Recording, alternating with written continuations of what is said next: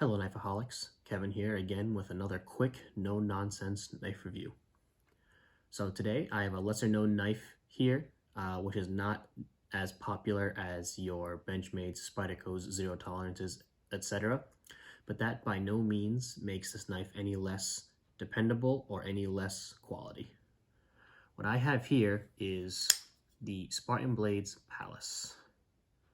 Now again, when I first got into this hobby, I didn't really hear much about Spartan Blades, but I'm definitely glad I did, and I'm definitely glad I picked one of these up.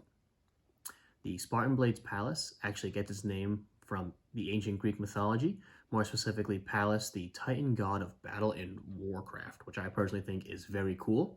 And if you ask me, it definitely has the specs to back it up. Weighing in at 4.7 ounces, this knife is definitely beefier than your average folder.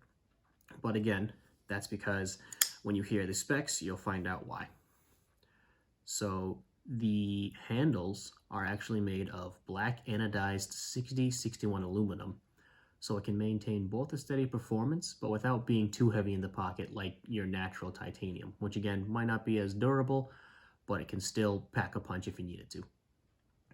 The blade is made up of S35 VN steel, which won't be as premium as your 20CVs, M390s, M4s, so on and so forth. But nonetheless, this steel will be plenty for any EDC task you can throw at it.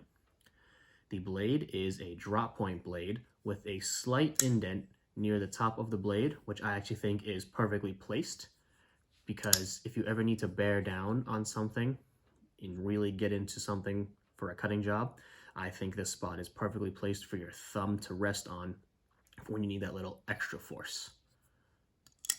Now, my favorite part of this knife is actually the opening lock mechanism. So the flipper tab allows for quick and easy opening, as well as the button lock mechanism allows for quick and easy closing.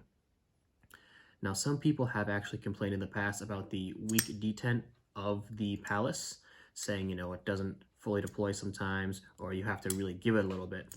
The thing about this, though, is I actually been talking around in the forums, and I found out that the flipper tab was actually prioritized to be a finger guard, and the fact that it can be used as a flipper is actually just an added bonus.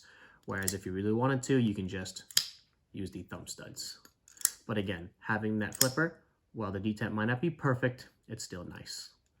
And then also with the button lock, again, quick and easy way to put the blade back into the knife, and it also allows your fingers to avoid the cutting path, which is a personal plus for me.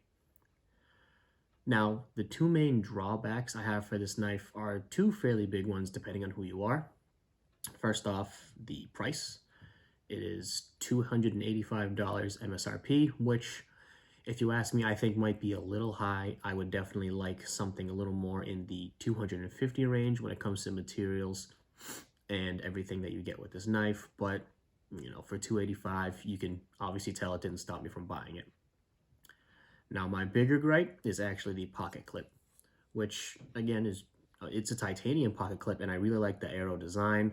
However, the problem is when putting it in your pocket, you have a lot of knife sticking out, and it's pretty noticeable if someone even remotely looks in your direction. Although there are rumors going around that a deep carry pocket clip is being made by some third-party companies, so I'll definitely be keeping my eye out for that.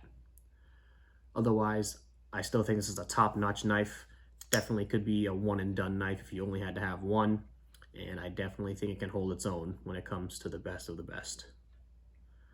That said, this has been another Knifeaholics No Nonsense review, and I'll see you guys next time.